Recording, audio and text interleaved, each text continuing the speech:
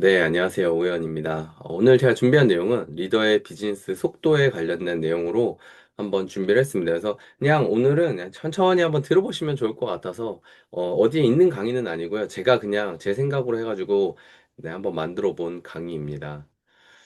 일단 우리 속도라는 게 뭘까라고 하면 그냥 사전적인 의미로 이렇게 나옵니다. 물체가 나아가거나 일이 진행되는 빠르기에 관련된 것을 우리는 속도다라고 이야기를 하죠. 근데 오늘 이제 저희가 얘기할 내용은 뭐죠? 비즈니스의 속도죠. 그래서 비즈니스 속도는 뭐냐라고 하면 사업이 진행되고 성장하는 빠르기다라고 이야기를 할 수가 있겠죠. 이 속도랑 연결을 해서요. 근데 이제 이 사업에서 속도를 우리가 어떻게 받아들여야 될까라고 고민을 하다가 그냥 제가 내린 정의는 아니고요. 제가 내린 속도를 생각하는 부분은 이렇게 생각하면 좋겠다라는 생각이 들었어요. 뭐였냐면, 이 사업에서 속도라는 것은 그 속도는 이제 구경해야 되는 대상이지 따라갈 대상이 아니다라는 이야기를 꼭 드리고 싶거든요.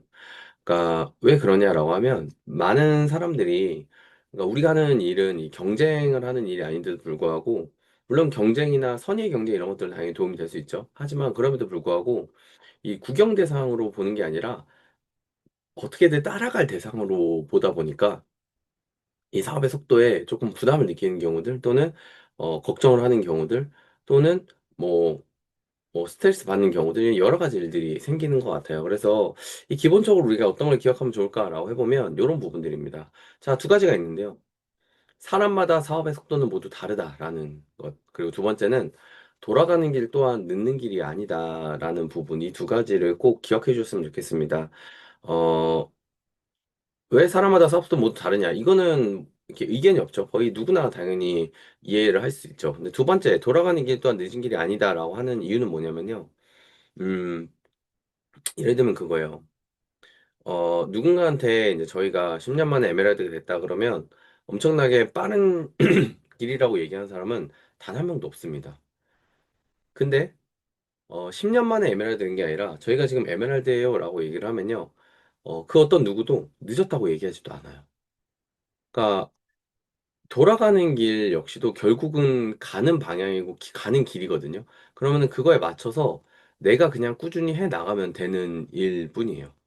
네, 그렇기 때문에 돌아가는 길을 늦는 길이라고 생각하지 않으셨으면 좋겠습니다. 자, 그러면 이 속도라는 건 어떻게 나올까? 이 속도라는 거는 제가 이제 곰곰이 이제 생각을 좀 해보니까 이렇게 네 가지 정도가 생각이 나더라고요. 집중도, 그리고 농도, 그리고 활용도, 대응도.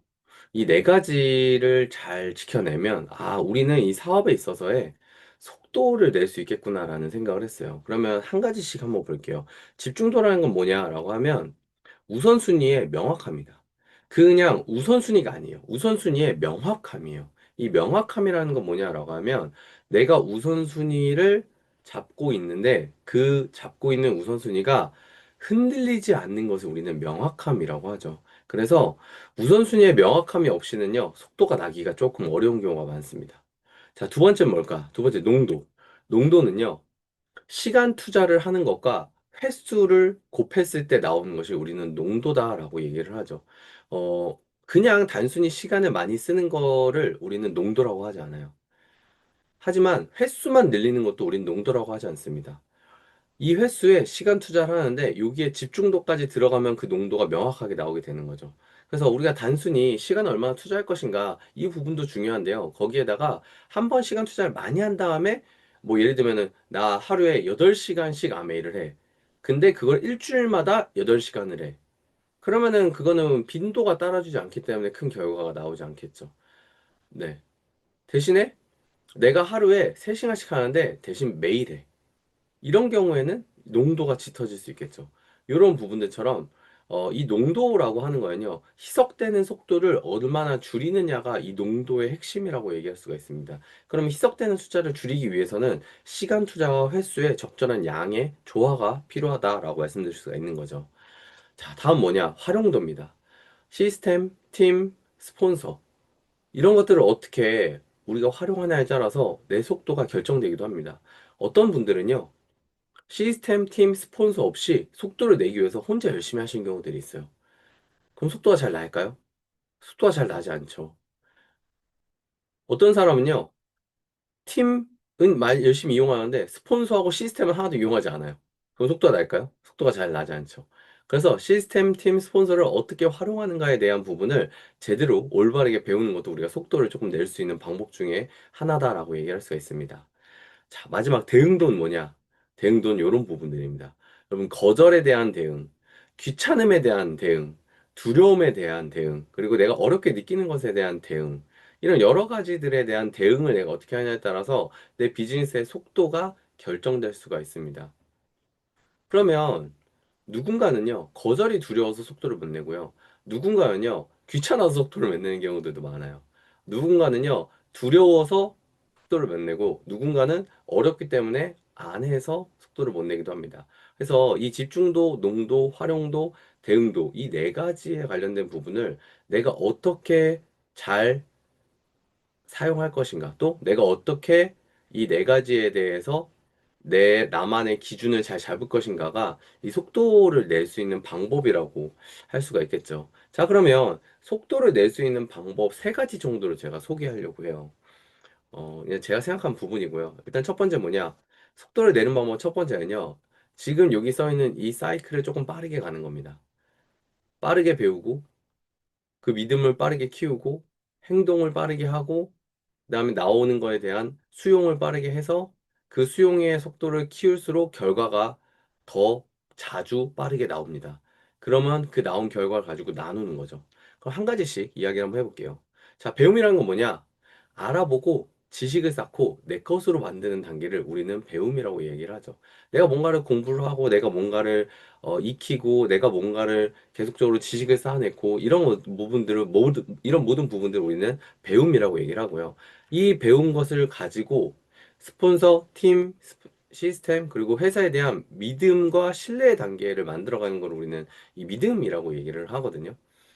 요 단계가 조금 깊어질수록 우리한테는 조금 더 행동할 수 있는 용기가 날 수 있기도 합니다. 그래서 이 믿음의 크기가 결국은 행동의 크기로서 연결되는 경우들이 되게 많아요. 그리고 이 믿음의 크기는요, 배움의 크기로 인해서 믿음의 크기가 커지는 경우들이 많습니다. 다 연결되는 부분이거든요. 자, 그러면 행동은 뭘까요? 이 믿음을 통해서, 배움을 통해서 내 믿음을 키우고 이 믿음의 크기를 키운 다음에 그 두려움을 없애고 그 용기를 통해서 행동을 하게 되죠. 그럼 이 행동을 통해서 배운 것들을 반복하고 실행해가지고 익숙해지는 단계가 바로 이 행동의 단계입니다. 그래서 만약에 아직 어색하거나 두려움이 있다라고 하면 배운 믿음 행동을 반복해서 하시면 도움을 받을 수가 있어요. 자, 그다음 행동 단계는 뭘까요? 수용이죠. 자, 우리가 이 수용이라고 하는 건 언제부터 나타나냐라고 하면 내가 행동을 해서 나오는 모든 부분들이 다 내가 수용해야 될 부분입니다. 거절도 수용해야 되고요. 두려움도 수용을 해야 되고요. 좋은 결과도 수용을 해야 되고요. 근데 우리는 보통 이 수용을 어떻게 하냐면요. 선별적으로 수용을 합니다. 내가 수용하고 싶은 것만 수용을 하고 그렇지 않은 것들을 수용을 하지 않으려고 하는 경우들이 있거든요. 근데 여기서 말하는 수용은 뭐냐면요. 행동에 대한 결과 및 저항, 이 모든 것들을 받아들이는 단계가 우리는 수용의 단계다라고 얘기를 할 수가 있습니다. 자, 그러면 이 수용을 하는 단계를 계속적으로 반복하면 뭐가 나오죠? 바로 이 결과라는 게 나오죠. 수용과 행동의 반복을 통해서 지속적인 결과를 내는 단계를 우리는 결과다라고 얘기를 할 수 있어요. 그래서 이 결과를 계속적으로 내면 처음에는 작은 결과가 나오겠지만 이 작은 결과들이 쌓이고 하다 보면 조금 괜찮은 결과가 나오고요. 이 괜찮은 결과가 또 쌓이고 해서 큰 결과가 나오기 시작할 때부터는 다른 사람들이 또다시 이 결과에 대한 궁금증을 만들어내기 시작을 하죠. 그럼 그 궁금증이 나온 사람들한테 뭘 해주냐? 나눔을 해주는 겁니다. 그간의 모든 과정에서 느낀 부분과 경험을 나눠서 복제하는 단계를 우리는 나눔이다라고 얘기를 할 수 있어요. 그러면은 그들한테 우리가 무슨 얘기를 할 수 있을까요? 행동에 대한 나눔만 할까요? 아니죠. 배움에 대한 나눔부터 시작이죠. 믿음에 대한 나눔도 시작을 할 거고요. 행동, 수용, 결과, 이 모든 것들에 대한 나눔을 하는 것이 우리가 최종적인 단계라고 이야기를 할 수가 있는 거죠. 내가 속도를 내고 싶다라고 하면 여기 앞에 있는 이 단계들부터 조금은 빠르게 쌓아갈 수 있는 게 바로 쌓아가는 것이 바로 우리가 속도를 내는 첫 번째 방법이라고 얘기할 수 있습니다. 자, 그럼 두 번째는 뭘까요? 두 번째. 자, 두 번째는 저항을 체크하는 방법입니다. 저항을 체크하기. 이거는 내 스스로 체크하는 방법을 찾으시면 도움을 받을 수가 있어요. 그러면 이 체크를 어떻게 하는 것이냐라고 보면 이런 겁니다, 여러분들. 첫 번째는 감정 저항을 체크하셔야 합니다.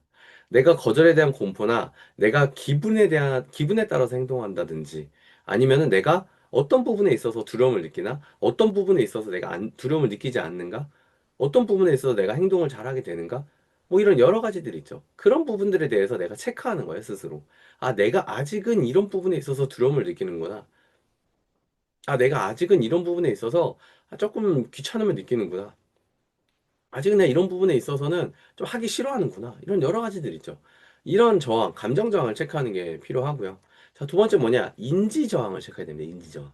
인지 저항이 뭐냐? 뭘 할지 모르겠는 저항이 있어요. 뭘 할지 모르겠다. 뭐죠? 아, 나 이 사업을 잘하고 싶은데, 뭐 해야 되지? 뭐 해야 되지? 막 이런 상황이 인지 저항이거든요. 그럼 뭘 해야 돼요? 이때는 배움의 단계로 돌아가셔야 돼요. 다시 배움을 하는 거죠. 내가 어떤 것을 배울 것인가, 내가 어떤 것들에 대한 부재가 있는 것인가, 이런 여러 가지들에 대해서 이 인지 저항을 해결해야 됩니다. 그래야 내가 비로소 뭘 해야 될지를 알게 되는 그런 순간들이 와요. 근데 2번은 비교적 어렵진 않아요. 해결되는 거지. 자, 3번 뭘까요? 환경에 대한 저항입니다. 자, 주변에서 사업을 하는 데 있어서 여러 가지 방해 요소가 작용할 수 있죠. 이거는 꼭 사람적인 부분만 얘기하는 거 아니에요. 내 주변에 반대하는 사람만 얘기하는 것이 아니라 내가 뭔가 사업을 집중해야 되는데 그 사업을 집중하지 못한 환경이 뭔가 있을 수 있어요. 예를 들면은 뭐, 텔레비전이 TV가 될 수도 있고요. 넷플릭스가 될 수도 있는 거고요. 유튜브가 될 수도 있는 거고요. 아니면은 막 방이 막 지저분해가지고 내가 뭔가에 집중하지 못하는 환경이 될 수도 있는 거고요.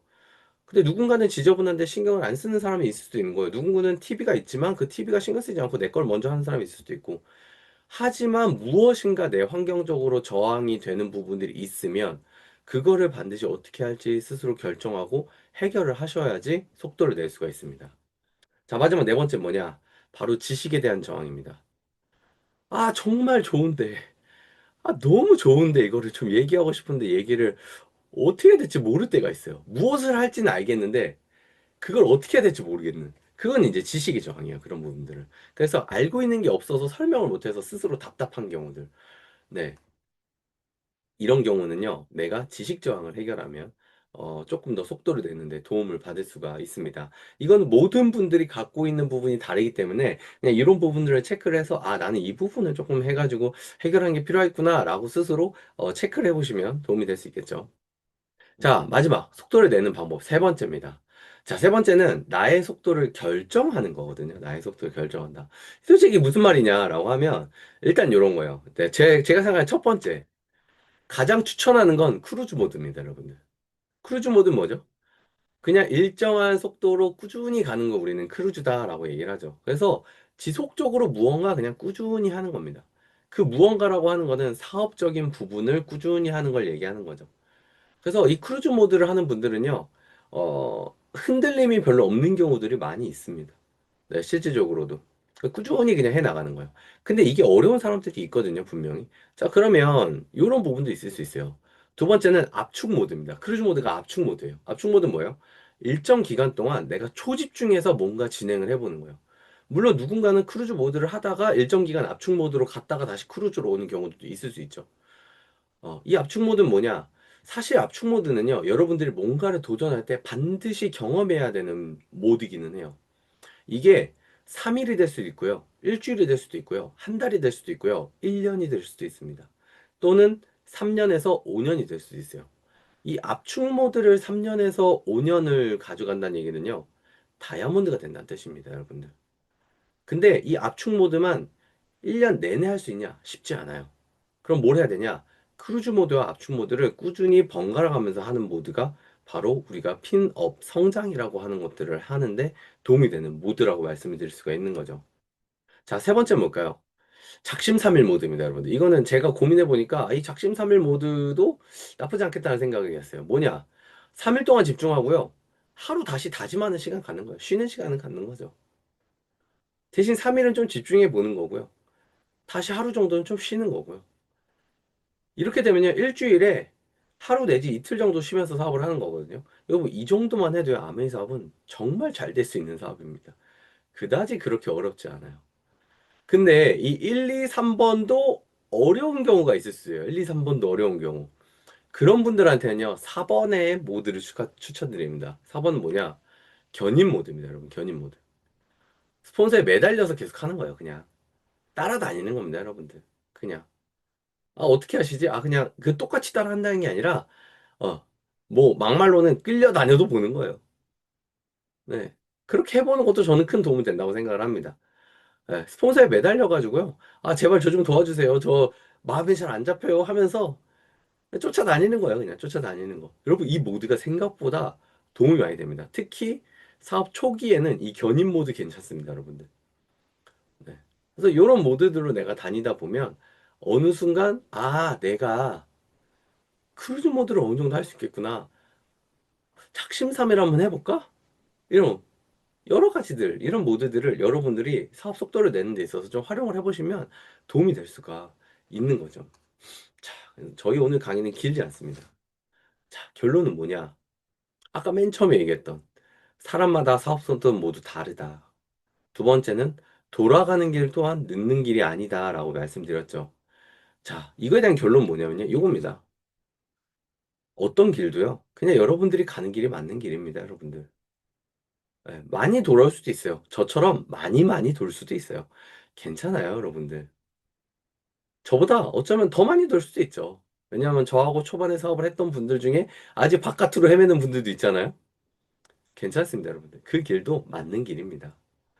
예, 틀린 길은 아니에요, 여러분들. 네. 근데 중요한 건 뭐냐? 여러분들이 어떤 길을 걷든지 간에 상관이 없이요. 그 길을 갔다가 언제든지 여러분들이 길을 잃거나 아니면 길을 좀 헤매는 순간이 올 수 있잖아요. 예, 그때는 저에게 오세요. 그럼 그 길이 왜 맞는 길인지를 제가 안내를 해드릴 수 있어요. 네. 그래서 어떤 길도 내가 가는 길이 맞는 길이다. 여러분들 내가 이 자리에 얼마나 오래 있었냐는 그다지 중요하지 않습니다. 지금도 계속 있는 게 중요한 거죠. 네. 반드시 이걸 잊지 않으셨으면 좋겠어요. 네. 마지막입니다. 마지막. 어, 가장 빠른 길은요. 믿음의 길이자 나를 세우는 길이다라는 생각이 들었어요. 그리고 가장 빠른 길은요. 수용의 길이고 행동의 길이구나라는 생각이 들었고요. 가장 빠른 길은요, 희생의 길이고 나눔의 길이구나라는 생각이 들었습니다. 이거 제가 오늘 메모장에 쓴 글 중에 하나이긴 하거든요. 그래서, 아, 여러분들 만약에 사업을, 아, 내가 좀 속도를 내고 싶다. 또는 내가 사업에 있어서 내 속도를 찾고 싶다. 아니면 지금 너무 빠른 것 같아서 이 속도를 조금 밸런스를 맞추고 싶다. 여러 가지 생각이 드실 수 있어요. 여러 가지 생각이 드신다면 제가 오늘 한 이야기들을 조금 정리를 해서 스스로의 속도를 한번 찾으시는데 도움을 좀 받으셨으면 좋겠다라는 생각이 들고요. 한 가지 꼭 잊지 않으셨으면 하는 마음은요. 아까 했던 얘기입니다. 여러분들이 가는 길이 그냥 맞는 길입니다. 네, 제가 오늘 준비한 내용은 여기까지 하도록 하고 마무리를 하도록 하겠습니다.